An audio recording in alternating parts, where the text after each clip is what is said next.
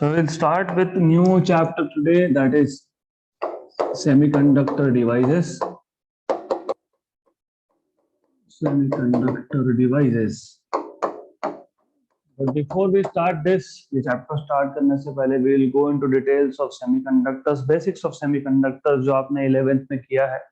It is expected that you before you go to this topic, semiconductor devices start करने से पहले semiconductor का basics पता होना चाहिए, क्योंकि अगर वो बेसिक्स नहीं पता तो किसी भी डिवाइस का आपको वर्किंग समझ में नहीं आएगा. So let us quickly go through basics of semiconductor physics. तो सेमीकंडक्टर मटेरियल्स का डिटेल्स हम देखेंगे आज. Then first of all let's start with what you know. So you must be knowing there are three states of matter. Of course, जब मैं बोलता हूँ three states of matter, मतलब we are talking about at normal conditions. जैसे कि room temperature, you have three states of matter: solids, liquids, and gases, right? And if you go to higher temperature, you have plasma also. Then you have some material which is purely you can produce, you can generate material which is only in laboratory, Bose-Einstein, right? तो मैं जब बोल रहा हूँ states of matter, तो I'm talking about normal conditions. तो you have three states of matter, of course. आपको पता होगा solids, liquids, and gases. Solids, liquids, and gases. And of course, in this chapter, semiconductor devices, they are solids basically. So we want to study in detail semiconductor devices. Just for a quick recap, तो आपको पता है कि what is the basic difference between all these materials? You should know what is the basic difference. So in case of solids, you have a periodic arrangement of atoms or particles. जब आप solid की बात करते हो तो किसी भी दो particles, why I'm saying particles, because maybe they are molecules, maybe they are atoms, but normally it is atomic. जैसे आपने अगर आयन का रॉड ले लिया तो all the atoms are mostly ion. So in case of solids, what you will see is that किसी भी दो consecutive successive atoms में distance same होगा. मतलब अगर ये distance d है तो ये distance भी d होगा. So there is a periodic arrangement and these atoms are very close to each other. So because they are very close to each other, there are strong atomic forces.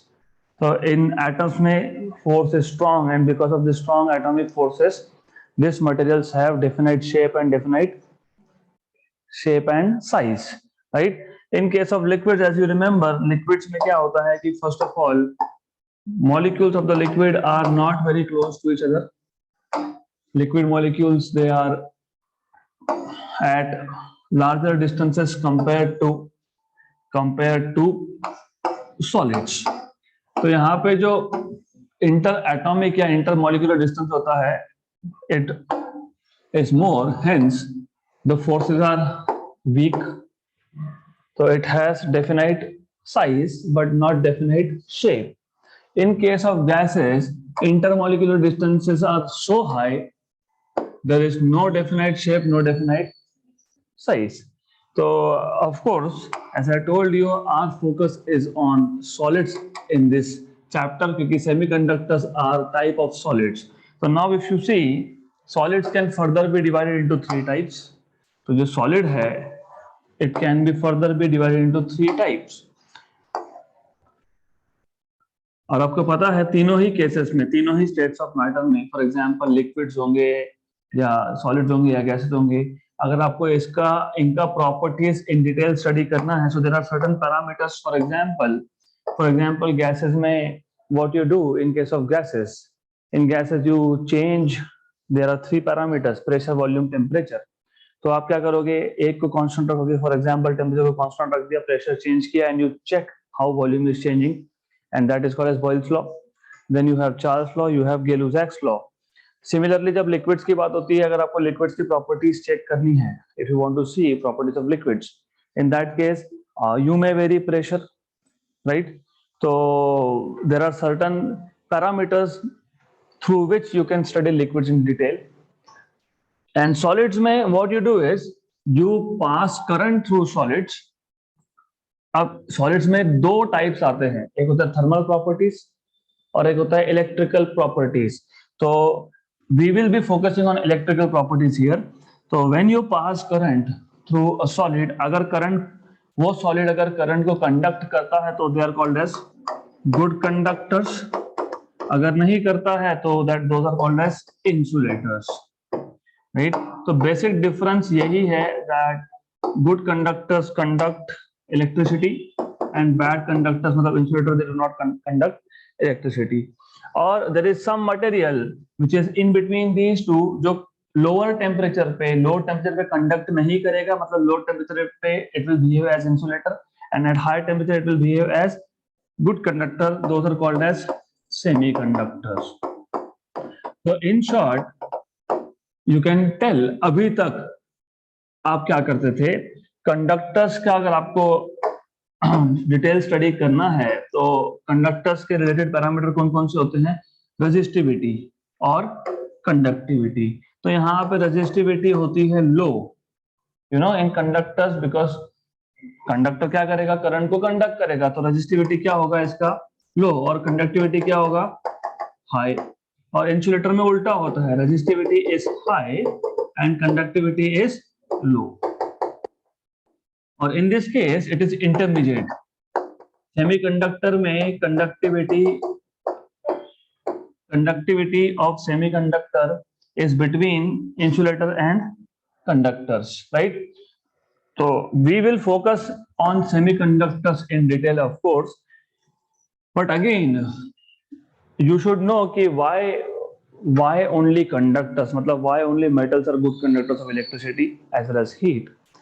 दूसरा ये पता होना चाहिए what is the basic difference, which materials will be conductors, which materials will be insulators, which materials will be semiconductor. तो आपको पता होगा all the interesting properties of any substance comes from valence shell, last shell. तो अगर आप if you know in detail, in case of conductors के last shell में, valence shell में, there are either 1 or 2 or 3 electrons. So you have 1 or 2 or 3 electrons in the last shell. And by the way, inner shells are filled. For example, अगर मैं कोई element देता हूं जिसमें 11 electrons है, sodium, right, तो उसमें इनर शेल्स 2 और 8, पहले दो ऑर्बिट आर कंप्लीटली फिल्ड. तो पहले दो orbit along with nucleus is called as core. तो हम कोर में हमारा कोई इंटरेस्ट नहीं है, तो that is called as core. तो interesting properties always comes from valence orbit. अगर एक या दो या तीन इलेक्ट्रॉन हुए, if an atom has 1 or 2 or 3 electrons in its outermost shell, then it is a good conductor of electricity as well as heat also. क्योंकि normally क्या होता है कि जो materials good conductor of electricity होते हैं, they are also good conductor of heat. And why does this happen is because ये जो एक या दो या तीन इलेक्ट्रॉन है, they are loosely bound to the nucleus, they are away from the nucleus, they are loosely bound. And loosely bound होने की वजह से very small amount of energy is required to free them, right. तो even at room temperature पे surrounding में जो इतना heat है, that heat is sufficient to free this electron. क्योंकि हीट एनर्जी कहाँ जाएगा, मटेरियल एब्जॉर्ब करेगा, मटेरियल एब्जॉर्ब करेगा मतलब कौन करेगा, एटम एब्जॉर्ब करेगा, एटम एब्जॉर्ब करेगा मतलब कौन करेगा, इलेक्ट्रॉन्स एब्जॉर्ब करेंगे. तो not even at room temperature, even at less temperature, for example now let us say it is 10 degrees for example, so you see even at 10 degrees conductors are conducting electricity pretty well. तो इसका मतलब a very small amount of energy is required to free the electrons. कब, जब last shell में एक या दो या तीन इलेक्ट्रॉन्स होंगे, तो these electrons are loosely bound to the nucleus and they can be freed very easily. Now if you have 5 or 6 or 7 electrons, अगर एक एलिमेंट में, एक एटम में लास्ट शेल में अगर 5 या 6 या 7 इलेक्ट्रॉन्स होंगे, तो in that case those materials are insulators. Why? Because this 5 or 6 or 7 electrons are tightly bound to the nucleus, and because they are tightly bound to the nucleus, very high amount of energy is required to free them. तो बहुत ज्यादा energy लगता है, तो they can not be freed easily, so there are no electrons available, क्योंकि conductivity कहाँ से आएगा अल्टीमेटली जब आप मटेरियल की बात करते हो, when you talk about bulk material substances, तो उस केस में electrons should be available for motion, they should be free to move throughout the material. अब यहाँ पे इलेक्ट्रॉन को फ्री करने के लिए energy required is very high, तो electrons are not available for conduction, तो such materials are called as insulators. Now अगर लास्ट शेल में 8 इलेक्ट्रॉन्स हो गए, तो they are normally inert gases like argon, like neon, xenon and so on so forth, तो they are basically inert gases, तो हम gases की तो बात कर नहीं रहे हैं, तो we are not interested in gases. Now what happens अगर लास्ट शेल में 4 इलेक्ट्रॉन्स हो, so if the valence orbit has 4 electrons, exactly 4 electrons, so such materials behave like conductors at high temperature and insulators at low temperature, and hence they are called as semiconductors. So they will conduct under certain conditions and they will not conduct under certain conditions. Such materials are known as semiconductors. तो हमारा पूरा focus इस chapter में रहेगा semiconductors पे. To be very frank, not on semiconductors but on devices which are made from semiconductor. For example, light emitting diode. You see tube lights here, they are light emitting diodes, or maybe solar cells. So हम in detail देखेंगे what are these solar cells, what are light emitting diodes, so on and so forth. Now before we start with devices, थोड़ा सा basics पता होना चाहिए. आपको ये पता होना चाहिए कि what are energy band diagrams, क्योंकि अभी तक आपने एनर्जी लेवल ये वर्ड सुना होगा, but energy band you must be knowing what are energy bands. So anyways I will quickly revise what are energy bands. तो नाउ मान लो अगर हमारे पास एक आइसोलेटेड एटम है. आइसोलेटेड एटम मतलब ये है कि this atom is a single atom. ये किसी मटेरियल का पार्ट नहीं है, it is just a single atom.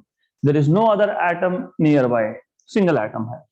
तो when you have isolated atom, इस केस में होता क्या है, इस केस में फॉर एग्जांपल यहाँ पे आपके पास पहले ऑर्बिट में 2 इलेक्ट्रॉन है, राइट. तो इन दोनों इलेक्ट्रॉन का एनर्जी एग्जैक्टली सेम होगा, एग्जैक्टली सेम होगा. तो what I can do is, मैं एक एनर्जी लेवल ड्रॉ कर दूंगा. ये पहला ऑर्बिट है तो मैं इसको बोल दूंगा E1, energy of electron in the first orbit, और मैं इसके ऊपर 2 डॉट्स दिखा दूंगा. मतलब what I am saying is कि हमारे पास पहले ऑर्बिट में 2 इलेक्ट्रॉन है और उन दोनों इलेक्ट्रॉन का एनर्जी एग्जैक्टली सेम है. और ये हमने लास्ट चैप्टर में देखा भी है. If you remember in structure of atoms we say that अगर एक शेल में एक ऑर्बिट में 2 इलेक्ट्रॉन होंगे तो दोनों का एग्जैक्टली सेम एनर्जी होगा. सिमिलरली सेकेंड ऑर्बिट के जितने भी इलेक्ट्रॉन्स होंगे, जितने भी होंगे, 4 होंगे, 5 होंगे, whatever it is, all these electrons will have exactly same amount of energy.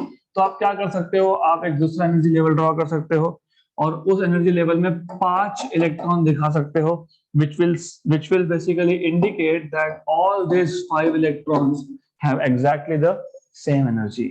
तो जब एटम आइसोलेटेड होता है, आइसोलेटेड मतलब there is no other atom nearby, इस केस में एक ऑर्बिट में जितने भी इलेक्ट्रॉन्स होंगे, all this electrons will have exactly same amount of energy, and hence you can basically show energy levels. Now what happens if I have a material? तो जब material बनेगा तो डेफिनेटली एक सिंगल एटम से तो material बनता है नहीं. You have billions of atoms coming together. So when you talk about formation of a substance, you have billions and billions of atoms coming together.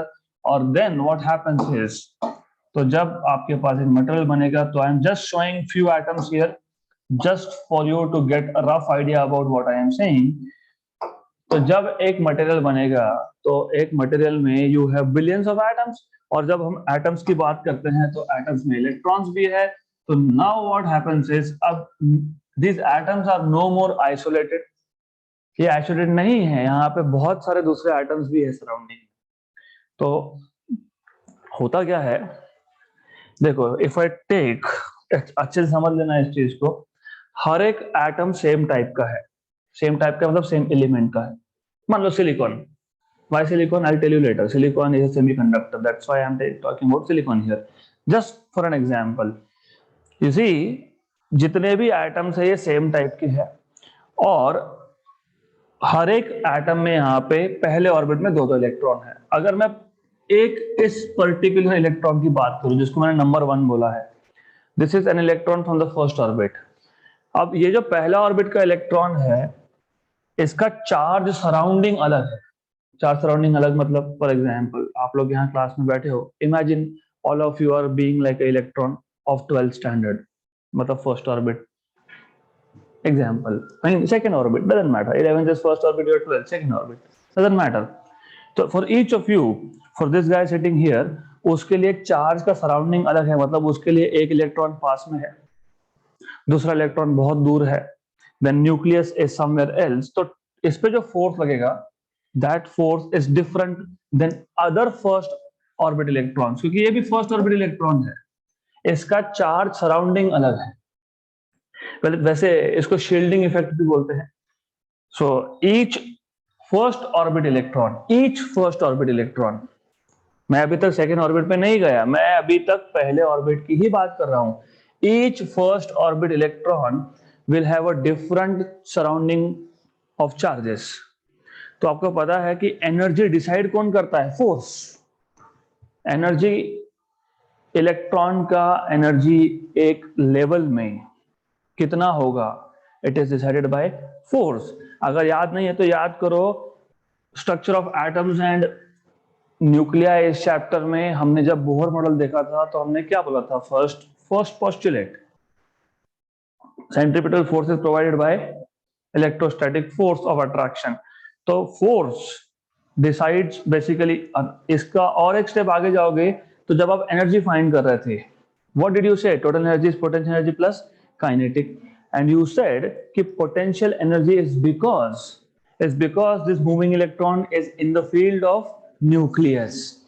यहां पे देखो, ये एक इलेक्ट्रॉन, वो सिंप्लीफाइड वर्जन था, वो एक सिंगल एटम की बात हो रही थी, उस सिंगल एटम में भी सिंगल इलेक्ट्रॉन की बात हो रही थी। अब अगर आप मटेरियल जब बनेगा तब देखोगे तो अब किसी भी गिवन इलेक्ट्रॉन पे, you see this given electron is not in the field of only one nucleus, it is in the field of other electrons and also other nucleus।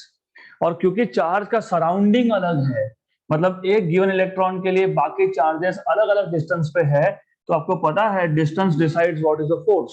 If you remember, force is 1/r²। तो हर एक charge, हर एक electron का surrounding अलग होने की वजह से हर एक इलेक्ट्रॉन पे फोर्स भी अलग अलग लग रहा है। So each first orbit electron, मैं सेकेंड ऑर्बिट पे अभी तक नहीं आया हूं, just imagine, each first orbit electron is experiencing slightly different force, slightly different, ये वर्ड इंपॉर्टेंट है। तो होगा क्या, जैसे आइसोलेटेड एटम का केस था, आइसोलेटेड एटम में आपके पास अगर फर्स्ट ऑर्बिट में दो इलेक्ट्रॉन है तो आप सिंगल लाइन ड्रॉ करते हो और दो इलेक्ट्रॉन वहीं दिखा देते हो, मतलब यू आर सेइंग कि दोनों इलेक्ट्रॉन का एनर्जी एग्जैक्टली सेम है, क्योंकि दोनों electron will experience exactly the same force, right? But when material is formed, जब मटेरियल बनेगा तो उस केस में होने क्या वाला है? उस केस में ऐसा होगा, ये है आपके पास फर्स्ट ऑर्बिट इलेक्ट्रॉन, जिसको मैंने नंबर 1 दिया है, राइट? तो ये जो पहला फर्स्ट ऑर्बिट इलेक्ट्रॉन मैं बता रहा हूं, in that case it is experiencing force which is slightly different compared to second electron which is also first orbit, और ये तो सेम एटम का है, राइट? तो it is experiencing slightly different force, मतलब it will have slightly different energy, slightly different. So there is a very small difference in the energy, right? Similarly आपके पास बाकी भी तो एटम्स है, बाकी एटम्स जो है, इवन दीज एटम्स, उसमें भी जो पहले ऑर्बिट के इलेक्ट्रॉन है, all this electrons will have different charge surrounding, क्योंकि उनका चार्ज सराउंडिंग अलग अलग है तो उनका एनर्जी भी थोड़ा थोड़ा अलग होगा, स्लाइट चेंज, तो there will be slight shift. तो होगा क्या होने यह वाला है कि all these first orbit electrons, जितने भी आपके पास फर्स्ट ऑर्बिट इलेक्ट्रॉन्स है, all this first orbit electrons will make a set of energy. तो यहाँ पे इंस्टेड ऑफ एनर्जी लेवल एक सेट बन जाएगा एनर्जीज का, and all this energies are energies belonging to first orbit electron. सारे के सारे जितने भी एनर्जी लेवल्स मैंने बताए हैं, they are all of the first orbit electrons. सिर्फ थोड़ा थोड़ा शिफ्ट है। थोड़ा शिफ्ट क्यों था? बिकॉज जब मटेरियल बना तो हर एक फर्स्ट ऑर्बिट इलेक्ट्रॉन का चार्ज सराउंडिंग सेम नहीं था। चार्ज सराउंडिंग सेम नहीं था तो फोर्सेस भी सेम नहीं थे। फोर्सेस सेम नहीं थे तो एनर्जी भी सेम नहीं था, और एकदम से डिफरेंट भी नहीं था। It was slight shift, very small change. तो because of this small change, जब मटेरियल बल्क मटेरियल बनता है, सब्सटेंस बनता है, तब आप एनर्जी लेवल्स की बात नहीं करते हो, आप बात करते हो सेट ऑफ एनर्जीज की। तो ये सेट बन गया, this is set of energies possessed by first orbit electron. इसको बोलते हैं energy band. So when bulk materials are formed, you normally talk in terms of energy bands. ये बैंड किसका है? ये बैंड है फर्स्ट ऑर्बिट इलेक्ट्रॉन्स का। ऐसे ही सेकेंड ऑर्बिट इलेक्ट्रॉन का बैंड बनेगा, ऐसे ही थर्ड ऑर्बिट के जो इलेक्ट्रॉन्स होंगे उसका एनर्जी बैंड बनेगा, ऐसे ही वैलेंस मतलब लास्ट ऑर्बिट जो होगा उसका बैंड बनेगा। तो जो लास्ट ऑर्बिट के इलेक्ट्रॉन्स होते हैं उनका जो एनर्जी बैंड होता है उसको हम बोलते हैं वैलेंस बैंड। तो the set of energies possessed by valence electrons is called as valence band, right? अब here onwards, remember, मैंने आपको ऑलरेडी बता दिया, all the interesting physics is coming from valence shell. तो we don't care of the core orbits.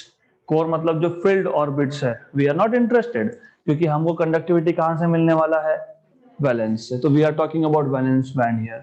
और एक चीज याद रखना, जस्ट फॉर नोटेशन सेक, सिर्फ नोटेशन के लिए, जब भी मैं वैलेंस बैंड की बात करूंगा और अगर वैलेंस बैंड कंप्लीटली फिल्ड है, what do I mean by completely filled? Example sodium कर लेते हैं। फॉर एग्जांपल सोडियम में लास्ट ऑर्बिट में कितने इलेक्ट्रॉन्स हैं? 1। मान लो कि ये जो सोडियम एटम है इसने एक भी इलेक्ट्रॉन लूज नहीं किया। लूज नहीं किया मतलब हर एक सोडियम के एटम में लास्ट शेल में एक एक इलेक्ट्रॉन होगा तो उसका बैंड बनेगा, उसको हम बोलेंगे वैलेंस बैंड। और क्योंकि एक भी सोडियम के एटम ने इलेक्ट्रॉन लूज नहीं किया तो valence band is said to be completely filled. Completely filled है तो I will show it with this kind of bar, solid bar. तो दिस विल इंडिकेट कि वैलेंस बैंड जो है वो कंप्लीटली फिल्ड है। इसका मतलब कंडक्शन के लिए इलेक्ट्रॉन्स अवेलेबल ही नहीं, इलेक्ट्रॉन्स फ्री नहीं हुए, राइट? तो इलेक्ट्रॉन्स फ्री नहीं हुए तो कंडक्शन कहां से होगा? How conduction occurs, you should no. मुझे थोड़ा और डिटेल में जाना पड़ेगा उसके लिए। तो what I will do is I just go into little bit of detail में। You need to remember everything, कुछ भी भूल के चलने वाला नहीं है। जब आप सॉलिड्स की बात करते हो, स्पेसिफिकली जब आप मेटल्स की बात करते हो, तो मेटल्स के केस में क्या होता है? You should remember what happens in case of metals. In case of metals, अगर आपको याद होगा, मेटल्स के केस में each atom of the metal में फ्री 1 इलेक्ट्रॉन और 2 इलेक्ट्रॉन फॉर कंडक्शन। ये याद होना चाहिए। मैंने अभी इसलिए मैं यहां से स्टार्ट करता हूं, that was the reason behind starting from here. क्योंकि in case of conductors last shell में 1 या 2 या 3 इलेक्ट्रॉन्स है which are loosely bound and they can be freed easily. Free होना मतलब क्या? मतलब इलेक्ट्रॉन कहां गया? It is not like photo electric effect. Photo electric effect में क्या होता है कि फोटॉन्स जो है दे कंप्लीटली नॉकआउट इलेक्ट्रॉन, मतलब इलेक्ट्रॉन्स कंप्लीटली मटेरियल से बाहर आ जाते हैं। पर यहाँ पे ऐसा नहीं होता है। जब आप कंडक्टर की बात करते हो तो होता क्या है, मान लो ये हर एक एटम का, this is an atom, imagine हर एक एटम ने एक एक इलेक्ट्रॉन भी फ्री कर दिया, तो you have n number of free electrons. And ये जो मैंने ब्लू डॉट दिखाए हैं, they becomes positive ions. Why positive ions? क्योंकि atom in general is neutral, जितने नंबर ऑफ इलेक्ट्रॉन्स है उतने नंबर ऑफ प्रोटॉन्स है। एक एक इलेक्ट्रॉन फ्री हो गया तो अब एटम के पास ज्यादा चार्ज कौन सा है, पॉजिटिव, तो they are called as positive ions. And positive ion में क्या क्या है, अंदर एक बहुत हेवी न्यूक्लियस है। Remember Rutherford's model, all the positive charge and almost all the mass of atom is inside the nucleus। अब ये जो न्यूक्लियस है उसके साथ जो बाकी इलेक्ट्रॉन्स है it is called as ion. और क्योंकि ये आयन हेवी है, बल्कि है, इट इज बल्कि, ये एक जगह से दूसरी जगह भी जा नहीं सकता, it can not go from one place to another, but it keeps on vibrating at its own place, right. ये याद रखना। Who is moving, electrons, electrons are moving, right.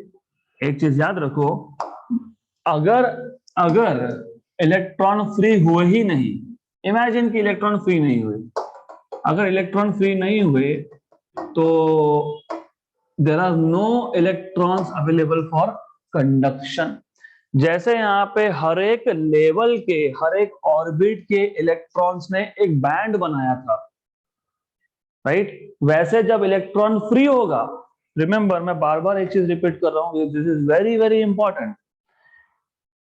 क्या हो रहा था, शील्डिंग इफेक्ट की वजह से हर एक इलेक्ट्रॉन का चार्ज का सराउंडिंग अलग था, राइट। अगर पहले ऑर्बिट में इलेक्ट्रॉन है तो हर एक पहले ऑर्बिट के इलेक्ट्रॉन का energy will be slightly shifted and एक बैंड बन जाएगा जिसको आपने बोला energy band, first orbit energy band. Second orbit के इलेक्ट्रॉन्स का भी सेम होगा, second orbit energy band. Third का भी होगा, वैलेंस का भी होगा। जब इलेक्ट्रॉन फ्री होता है तो फ्री इलेक्ट्रॉन के लिए भी तो same is true. For example मेरे पास एक फ्री इलेक्ट्रॉन है यहाँ पे at a given instant of time, क्योंकि फ्री इलेक्ट्रॉन्स आर मूविंग, ये मूव हो रहा है, लेकिन at a given instant of time, एक किसी टाइम इंस्टेंट पे जब मैंने देखा ये यहाँ पे है, दूसरा फ्री इलेक्ट्रॉन में भी यहाँ पे होगा। तो ये जो फ्री इलेक्ट्रॉन्स है इनको बोलते हैं कंडक्शन इलेक्ट्रॉन्स।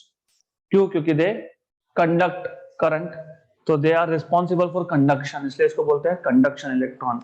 तो same is true with conduction electron also. हर एक कंडक्शन इलेक्ट्रॉन की एनर्जी एग्जैक्टली सेम नहीं है, they also have slight shift.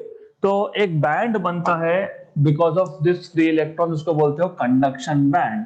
तो by default as a part of notation मैं कंडक्शन इलेक्ट्रॉन को ऐसा दिखाने वाला हूं, I am going to show it like this, this will be my way of representing conduction band, right. अब imagine मेरे पास एक भी फ्री इलेक्ट्रॉन नहीं है, तो मैं दिखाऊंगा conduction band completely empty, right. और इलेक्ट्रॉन्स आएंगे कहां से, इलेक्ट्रॉन्स अल्टीमेटली तो वैलेंस शेल से ही आएंगे ना, वैलेंस ऑर्बिट के इलेक्ट्रॉन ही फ्री होने वाले हैं, मतलब वैलेंस ऑर्बिट के इलेक्ट्रॉन्स ही कंडक्शन करने वाले हैं बेसिकली। तो if I now start increasing temperature of this material, तो क्या होगा, electron will start getting freed. Electron free हुआ, कहां से फ्री हुआ, वैलेंस। मतलब बेसिकली द आइडिया इज यहां से एक इलेक्ट्रॉन फ्री हो गया और कहां गया, कहां गया, it went up here, conduction band में गया, राइट, गुड। तो whenever there is an electron in the conduction band I will show it with a dot, और कहां से आएगा, तो वैलेंस बैंड से। मतलब वैलेंस बैंड में एक नेगेटिव चार्ज कम हो गया तो हम इसको बोलते हैं there is generation of hole.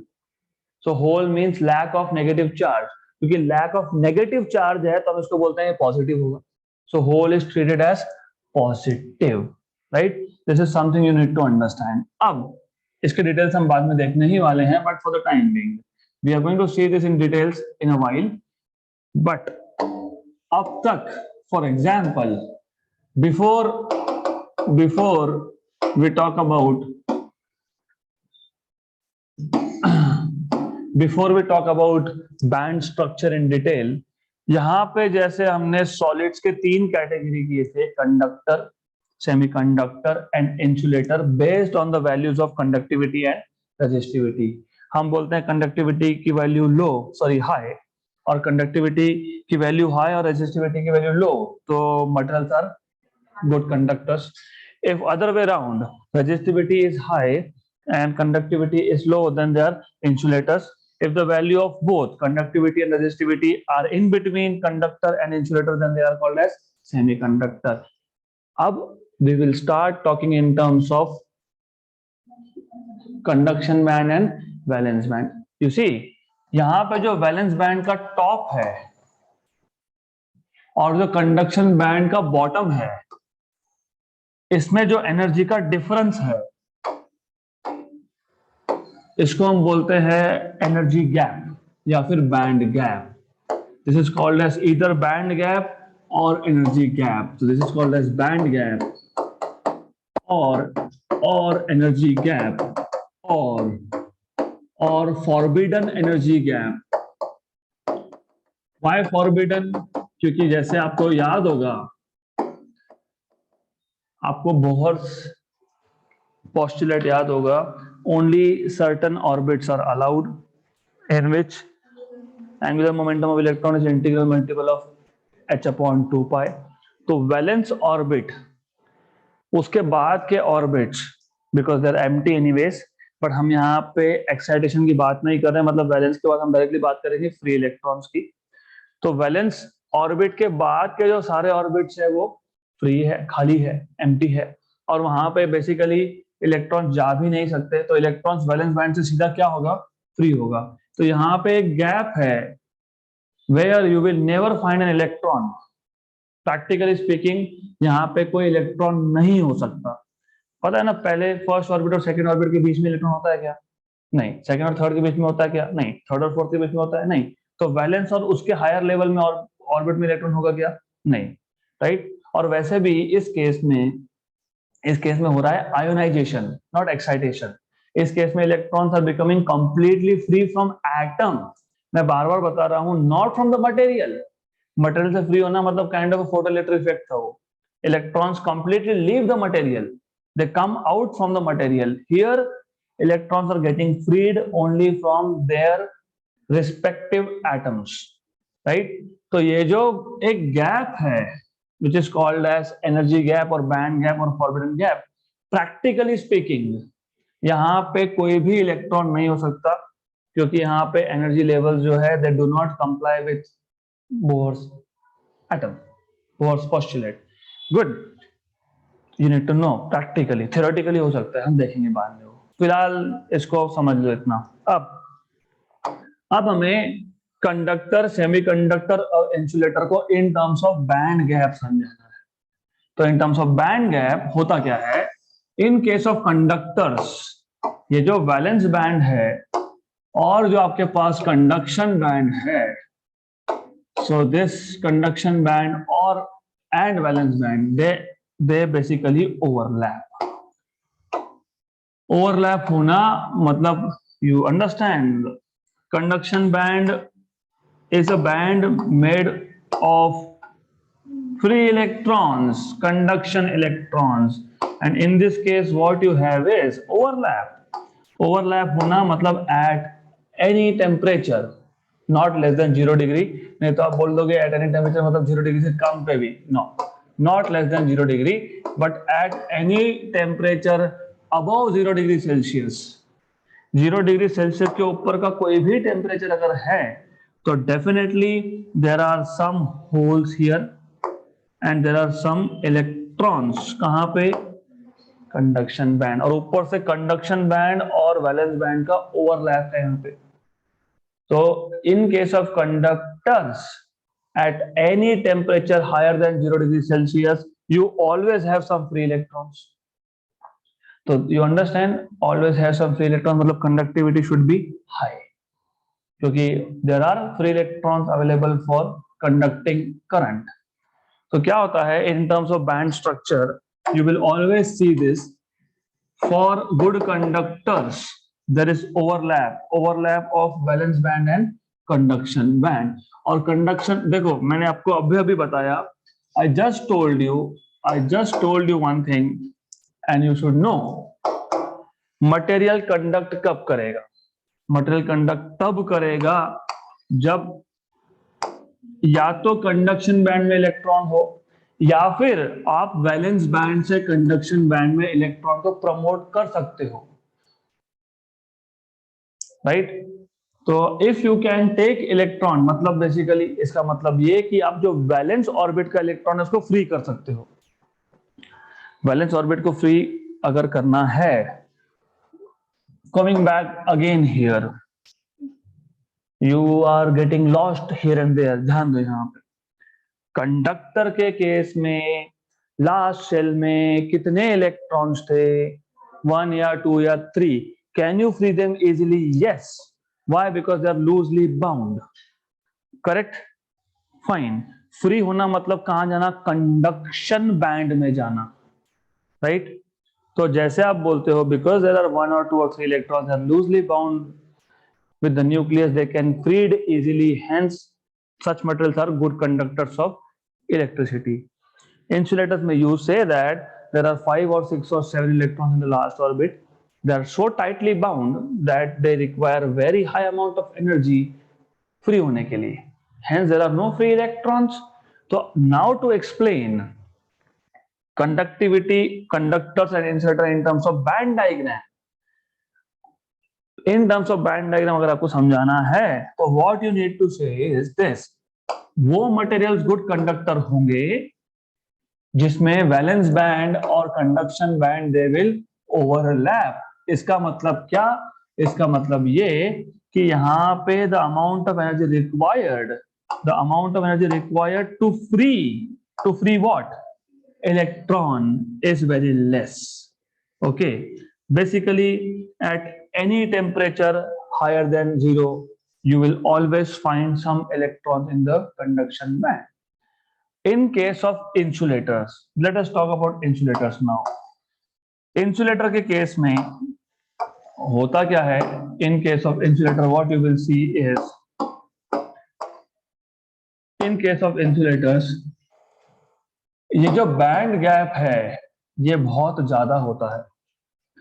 So band gap ज्यादा होना इसका मतलब very high amount of energy is required to free the electron, or when there is high energy required to free the electron, normally it is very high temperature, material melt हो जाएगा लेकिन electron free नहीं होता।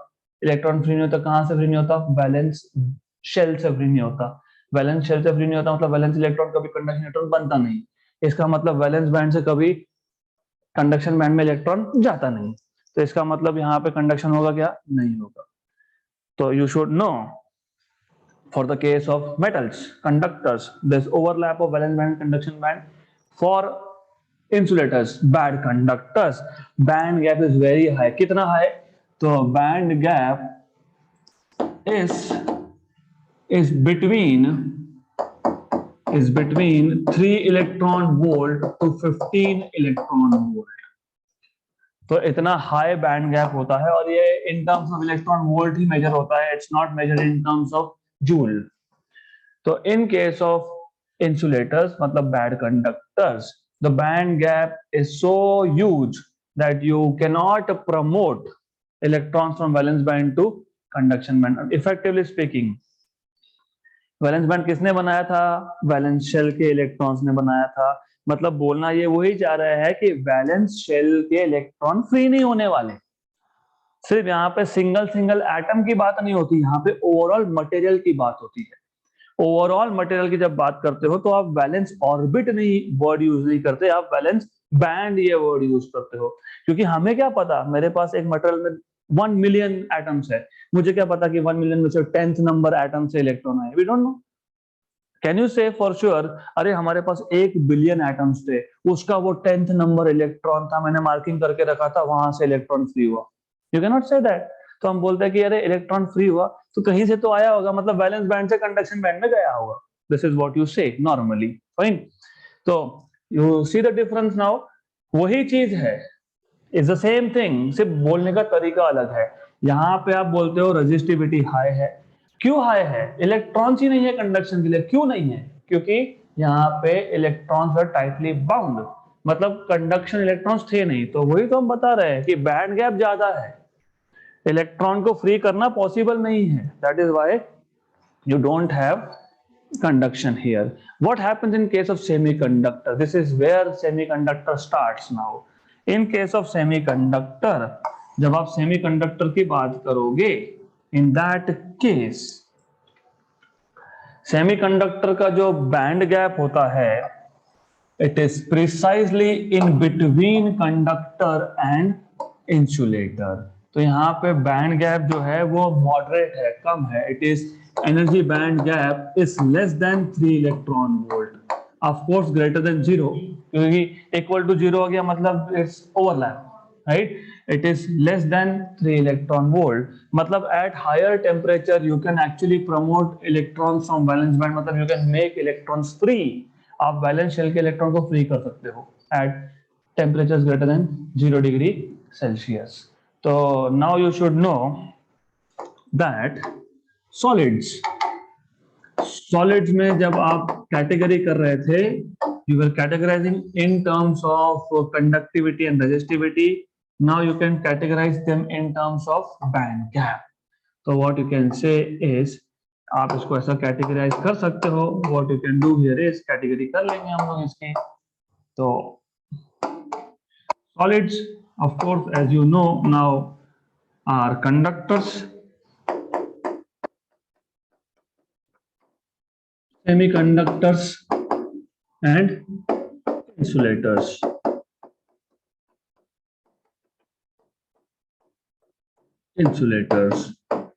और band gap, this is EG, मतलब energy band gap. Energy gap ये होता है ओवरलैप, ये होता है लेस देन 3 eV, ये होता है ग्रेटर देन 3 eV, मतलब बेसिकली 3 eV to 15 eV. तो instead of talking in terms of conductivity and resistivity, you talk in terms of band gap. Fine. तो यहां तक पहले पिक्चर क्लियर होना चाहिए. This is something that is very important. Now we can go ahead and start with semiconductor materials now. अब there are two types of semiconductors. Types of semiconductors.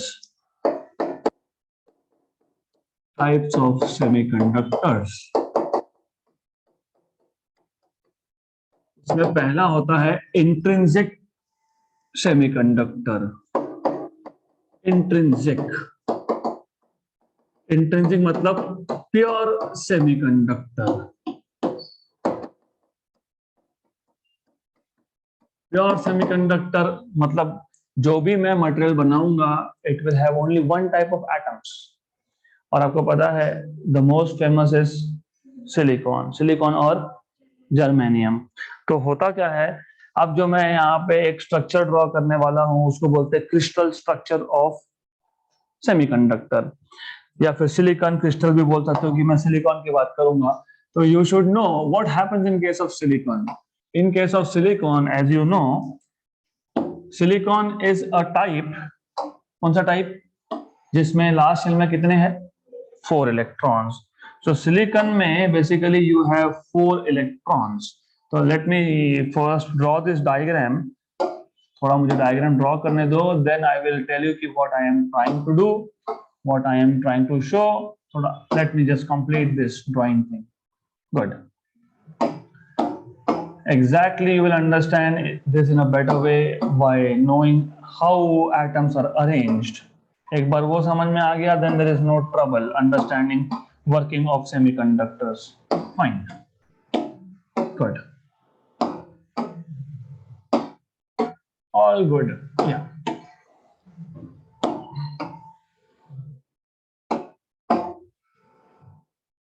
So now I will remove this dummy lines. तो ये lines अभी हमारे किसी काम के नहीं है. Let's remove them. Good. तो जब आपके पास एक मटेरियल बनेगा, और क्योंकि ये सॉलिड है, और मैंने पहले ही बता दिया सॉलिड में क्या होता है, पीरियोडिक अरेंजमेंट ऑफ एटम्स. मतलब you have definite arrangement of atoms inside solid. So you have definite arrangements inside solid. Each of them is a silicon atom. हर एक सिलिकॉन एटम है. सिलिकॉन का वैलेंसी कितना? 4. और उसको ऑक्टेट कंप्लीट करने के लिए और कितना चाहिए? 4. मतलब each silicon atom requires 4 more electrons. तो अभी ये जो dots है, this dots tells you these are valence electrons. So now I will just show some different color to show this. तो these are all silicon atoms और हर एक silicon atom में you have valency as 4. मतलब each of this silicon atom requires 4 more electron for completing octet. और you know कि जब ऐसा होता है when there is requirement of electrons, तो दो चीजें होती है, एक complete transfer of electron from one atom to another, right? या फिर there is something called as sharing is caring, you know.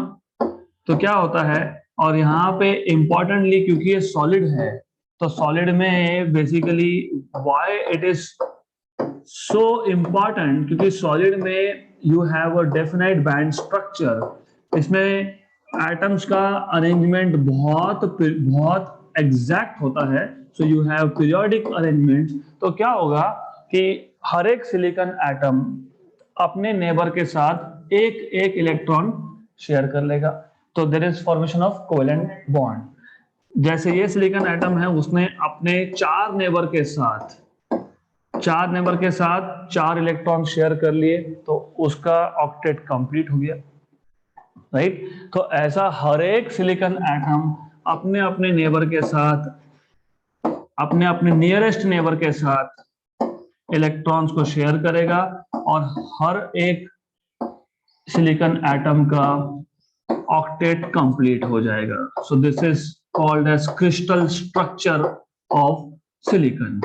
तो ये है crystal structure. And as you can see, इस पूरे के पूरे क्रिस्टल में एक भी पैरासाइट नहीं. You know what is parasite? You know what is parasite? हाँ, unwanted impurity. So these are all basically all are silicon. कोई भी और एटम नहीं है. There is no other atom. All are silicon. तो इसको हम बोलते हैं crystal structure of silicon. So this is called as crystal structure of silicon. Right. तो अब what you need to understand is, in case of intrinsic मतलब pure semiconductor at 0 degree Celsius. you see, ये जो मैंने बताया है ये 0 degree Celsius पे है, और at 0 degree Celsius for a semiconductor there is no electron in the conduction band. सारे के सारे इलेक्ट्रॉन्स कहाँ पे है? सारे के सारे इलेक्ट्रॉन्स वैलेंस बैंड में, मतलब सारे के सारे अपने अपने एटम के वैलेंस ऑर्बिट में है. There is no free electron. Each electron here is with its parent atom. सिर्फ शेयरिंग हुआ, right? So this is crystal structure at 0 degree Celsius. अब what starts happening is, तो क्या होगा ये समझ लो. What is going to happen is, जैसे आप temperature बढ़ाओगे, as you go on increasing the temperature, okay, just a minute, fine. As you go on increasing the temperature बढ़ाओगे मतलब क्या होगा? Covalent bond starts breaking. Covalent bond पहले break होगा. Example, ये covalent bond break हो गया. When covalent bond starts breaking and you further increase temperature, तो अब कोवेलेंट बॉन्ड टूटने के बाद एनर्जी कहाँ जाएगा? Valence electron. वैलेंस इलेक्ट्रॉन वो एनर्जी लेके कहाँ जाएगा? फ्री होगा. फ्री होगा मतलब कंडक्शन के लिए अवेलेबल होगा. मतलब क्या होगा? उसका मतलब ये होगा कि यहां से, कहां से? वैलेंस बैंड से. वैलेंस बैंड से इलेक्ट्रॉन कहाँ गया? कंडक्शन बैंड में. So you start having electrons in conduction band, right? तो this is what you need to know. सही. कौन सा कंडक्टर था ये? Intrinsic semiconductor, pure form of semiconductor. और टेम्परेचर बढ़ाओगे तो और कोवेलेंट बॉन्ड टूटेंगे, और कोवेलेंट बॉन्ड टूटेंगे तो इलेक्ट्रॉन्स फ्री होंगे. Now this electrons are free to move throughout the material. वो किसी एटम के नहीं है, वो अभी फ्री हो गए, राइट? तो they are free to move wherever they want. तो as you go on increasing temperature, more and more electrons will become free, and then you have more and more electrons in the conduction band. Fine. What do you notice? Do you notice कि जितने number of holes है कहाँ पे valence band में, उतने ही number of electrons है कहाँ पे कंडक्शन बैंड में. तो in case of pure semiconductor, intrinsic semiconductor, number of electron equal to number of holes. तो यहां पे जो करंट मिलेगा, अब इमेजिन बेसिकली होता क्या है, अभी तक हम ऐसा सीखते हैं कि current is due to motion of electrons only, और यहाँ पे you have to increase imagination, क्योंकि यू सी यहाँ पे नीचे जो होल बना है, अब देखो क्या होगा. I am not able to show this, तो मैं काम करता हूं, मैं यहाँ पे सर्कल ड्रॉ कर देता हूं. तो each circle mean a whole.